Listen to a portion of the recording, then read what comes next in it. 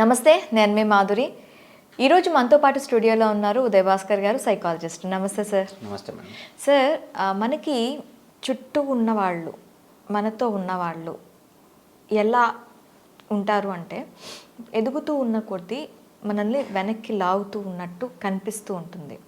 మనకి ఏదైనా వర్క్ చేసుకోవాలి, ఆ వర్క్ చేసుకునే పర్మిసెస్ కూడా కొన్నిసార్లు మనకి సహకరించవు.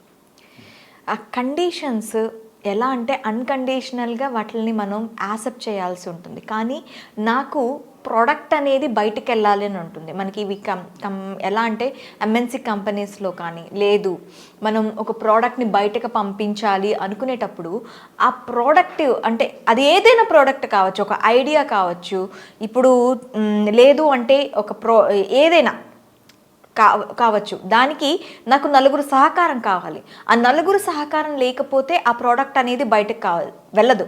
నా ఆలోచన కార్యరూపం దాల్చాలి అన్నా నలుగురు సహకారం నాకు కావాలి. అలాంటప్పుడు ఏమవుతుంది అంటే, నేను ఆ ప్రోడక్ట్ని బయటకు పంపించడంలో నేను లాస్ అవుతూ ఉంటాను.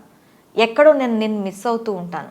ఆ ప్రొడక్టివిటీ వేని ఎలా నేను చూస్ చేసుకోవాలి, నేను కష్టపడకూడదు అలా అని చెప్పి నా చుట్టూ ఉన్నవాళ్ళు బాధపడకూడదు, ఎలా దీన్ని నేను ఓవర్కమ్ చేయాలంటారు? Okay madam. సో జనరల్గా ఇది అంటే ఒక set of it's a kind of communication problem కింద కూడా మనం చూస్తూ ఉంటామండి. ఎందుకంటే మనం చూస్తే జనరల్గా ఏ ఆఫీసులో అయినా సరే కానీ ఎవరో ఒక వ్యక్తి ఉంటారు. ఆ వ్యక్తితో ఎవరికి కూడా ఎటువంటి కాన్ఫ్లిక్ట్స్ ఉండవు, ఎటువంటి చిరాకులు పరాకులు కూడా ఉండవండి. అందరినీ హ్యాపీగా పలకరిస్తూ ఉంటాడు, అందరితో హ్యాపీగా మాట్లాడేస్తాడు. తను ఆ రోజు ఆఫీస్కి అటెండ్ కాకపోతే ఏదో వెల్తిగా కనిపిస్తూ ఉంటుంది. సో ఆ పర్సన్కి ఎందుకు అలా సాధ్యపడుతుంది, మిగతా వాళ్ళందరూ ఆ పర్సన్ కోసం ఎందుకు వెయిట్ చేస్తూ ఉంటారు? ఇక్కడ ఇది ఎలా డెవలప్ అవుతుంటుందంటే అండి, ఇది ఎక్స్ప్రెసివ్ వే అనమాట. ఇది సో మనకు 6 kinds ఆఫ్ పర్సనాలిటీస్ ఉంటాయి నార్మల్గా. సో ఈ పర్సనాలిటీ తీసుకుంటే ఎలా అంటే, తన చుట్టూ ఉన్న వాళ్ళని హ్యాపీగా ఉంచడం అతని ఉద్దేశం కాదు. అక్కడ తన చుట్టూ ఉన్న వాళ్ళతో మమేకమై జీవించడమే తన ఉద్దేశం, తన లైఫ్ స్టైల్ అదే. కాబట్టి ఆ వ్యక్తి ఇప్పుడు చుట్టూ ఉన్న వాళ్ళందరినీ కూడా హ్యాపీగానే ఉంచగలుగుతాడు. తను మాట్లాడే మాటలతో కావచ్చు, లేదా పలకరింపు అండ్ వాళ్ళకున్న సమస్యలు కూడా వింటూ ఉంటాడు. దానివలన అతనికి ఒక గుర్తింపు అనేది వస్తుంది, అతని వైపు అందరూ కూడా తిరుగుతూ ఉంటారు. ఇక్కడ మిగతా వాళ్ళకి ఆయనకు వచ్చేటటువంటి మీరు అన్నట్టుగా ఏదైనా తనకున్న ఆలోచన పైకి తీసుకుని వెళ్ళలేకపోవడానికి చాలా రీజన్స్ ఉంటాయి. పాలిటిక్స్ జరుగుతూ ఉంటాయి, ఆఫీస్ పాలిటిక్స్ అంటాం మనం దాన్ని. సో ఆఫీస్ పాలిటిక్స్ ఏం చేస్తారంటే, తనకంటే లేటుగా వచ్చినవాడో లేదా తన కింద ఉన్నవాడు బాస్కో లేకపోతే కంపెనీకో వాడు పరిచయం అయిపోతాడన్న భయంతో వాడున్న ఐడియాని అక్కడ నుంచి పైకి తీసుకుని రావడం అనేది జరగదు. సో అలా జరగట్లేనప్పుడు మన ఐడియాని వ్యాలిడేట్ చేయడానికి ఇప్పుడున్న ఆర్గనైజేషన్స్ కూడా అటువంటి ప్రాబ్లమ్స్ని గుర్తించేయండి. వాళ్ళు ఏం చేస్తారంటే ఒక ఐడియా బాక్స్ అని పెడతారనమాట. సో ఐడియా బాక్స్లో వాళ్ళందరూ ఎవరైతే డ్రాప్ చేస్తారో ఆ ఐడియాని డైరెక్ట్గా మేనేజ్మెంట్ తరపు నుంచి ఎవరైతే క్రియేటివ్ బెంచ్ ఉంటుందో దాన్ని తీసుకొని అది ఇంప్లిమెంట్ చేసే ప్రాసెస్ ఏమైనా ఉందా లేదని చెక్ చేసి వ్యాలిడిటీ అండ్ దాన్ని అంటే వ్యాలిడేషన్ చూస్తారు దాన్ని. అట్ ద సేమ్ టైం ఎవరి నుంచి వచ్చిందో చూసి వాళ్ళకి సరైన రికగ్నిషన్ కూడా ఇస్తారనమాట. సో అలా ఇచ్చిన వాళ్ళలో కొంతమంది అంటే కొన్ని ఆర్గనైజేషన్స్ ఉన్నాయండి, వాటికి ఏంటంటే ఈవెన్ మిడిల్ మేనేజ్మెంట్ లెవెల్లో వచ్చిన ఐడియా ద్వారా ఆయన డైరెక్ట్గా డైరెక్టర్ లెవెల్ ఆఫ్ ఆఫీసర్స్ అయిన వాళ్ళు కూడా మనం చూడొచ్చు. ఓకే. సో అంత వ్యాలిడ్ ఐడియా అనేది వాళ్ళు జనరేట్ చేయగలగాలి. మీరు చూస్తే ఒక ఎగ్జాంపుల్ చెప్తాను నేను. ఇప్పుడు ఒక సోప్ కంపెనీ ఏం చేసిందంటే, వాళ్ళు మ్యానుఫ్యాక్చర్ అయిన తర్వాత ప్యాకేజెస్ రూపంలో అంటే 3 కొంటే 1 ఫ్రీ అని చెప్పి 4 packs కింద తయారు చేస్తారు కదా.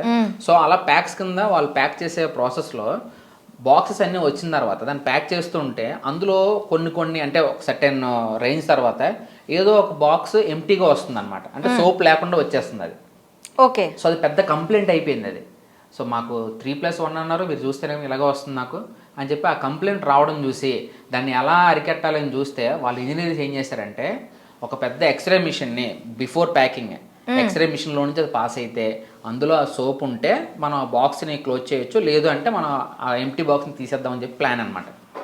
సో ఎక్కడెక్కడైతే ప్యాకింగ్ అంటే మనకి ఏరియాస్ అయితే ఉంటాయో వాటి అన్నిటి దగ్గర ఎక్స్రే మిషన్స్ పెట్టాలంటే హెవీ కాస్ట్. అవును. దానికి కావాల్సిన ఆపరేటర్ ఒకటి ఉండాలి, కంటిన్యూస్ అబ్జర్వేషన్ ఒకటి ఉండాలి. సో ఇదంతా కూడా కొంచెం క్రిటికల్గానే ఉందని చెప్పి ఆలోచిస్తున్నప్పుడు అక్కడ ఉన్నటువంటి ఆ ప్యాకింగ్ బాయ్ ఉంటాడు కదండి, ఆ బాయ్ ఇచ్చిన సలహా ఏంటో తెలుసా అండి, ఏం లేదండి, పెద్ద బ్లోవర్ ఫ్యాన్ ఉంటుంది కదండి, ప్యాక్ అయ్యే ముందు ఆ ఫ్యాన్ మీరు అక్కడ పెట్టగలిగితే ఖాళీగా ఉన్న బాక్స్ అన్నీ పక్కకి ఎగిరిపోతాయి కదా, ఓన్లీ ఏవైతే బాక్సెస్ ఫిల్ అయ్యి ఉన్నాయో అవే కదా ఉంటాయి. సో మనం వాటిని ప్యాక్ చేస్తామని చెప్పాడు అనమాట. వావ్. అంత పెద్ద ఎక్స్రే మిషన్స్ అన్ని లక్షలు పెట్టాల్సిన అవసరం లేదు, కొన్ని వేల రూపాయలతో ఒక బ్లోవర్ పెడితే చాలు, ఆటోమేటిక్గా ఇవన్నీ కూడా అక్కడ కవర్ అయిపోతాయి మనకు.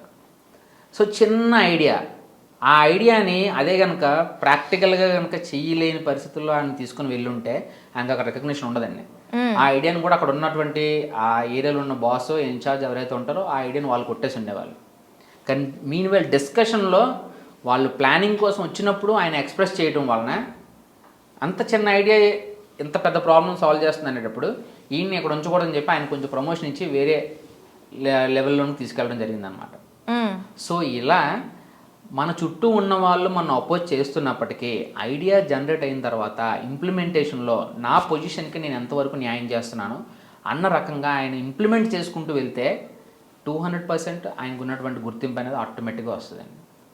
సో ఇక్కడ మన ప్రొడక్ట్ని మనం బయటకు పంపించాలనేటప్పుడు కంపెనీ ఓన్ చేసుకొని ఎవరైతే వర్క్ చేస్తారో వాళ్ళకి రికగ్నిషన్ ఆటోమేటిక్గా వస్తుంది. లేట్ అవ్వచ్చు కొన్నిసార్లు because of the work culture. కొన్ని కల్చర్స్ ఎలా ఉంటాయని చెప్పాను కదా నేను, ఆ ఐడియా బాక్స్లో డ్రాప్ చేస్తే ఇమీడియట్గా వాళ్ళకి కావాల్సిన రివార్డ్ అనేది అక్కడ వస్తుంది. ఓకే. సో ఆ రకమైనటువంటి సజెషన్స్ ఇవ్వచ్చు. లేదు అంటే మన ఐడియా ఏదైతే ఉందో అది వ్యాలిడేషన్తో సహా మనం సబ్మిట్ చేయగలిగితే అప్పుడు బెటర్ రిజల్ట్స్ అనేవి మనం చూడగలుగుతాం మనం. ఓకే. అంటే ఇప్పుడు అందరికీ ఇది సాధ్యం అవుతుందంటారా? అందరికీ సాధ్యం అవ్వాలి అంటే నిజంగానే ఆయన వర్త్ ఉండాలి కదండి. ఇప్పుడు హైరార్కీ మోడల్ ప్రొడక్టివిటీ అనేది మీరు ఆయన ఎగ్జాంపుల్గా చూసారు.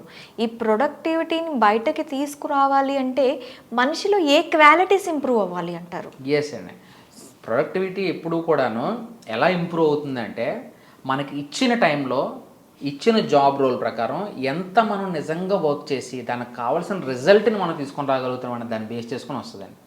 అంటే ఇప్పుడు చాలా ఆఫీసులో చూస్తాం మనం 8.5 hours 8 hours కూడా వాళ్ళు మార్నింగ్ 9 to 5 or 5:30 6 వరకు కూర్చొని ఉంటారు.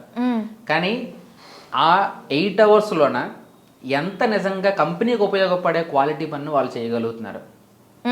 సో అదే చూస్తాయి ఎప్పుడు కూడా. ఒక కంపెనీ ఓనర్ ఎందుకు పెట్టుకుంటారు ఎంప్లాయీస్ని? తను చేయాల్సిన పనిని ఇంతమందికి అప్పచెప్తే సరిపోతుంది, సో వీళ్ళందరూ కూడా ఈ వర్క్ని కంప్లీట్ చేయగలుగుతారని చెప్పి.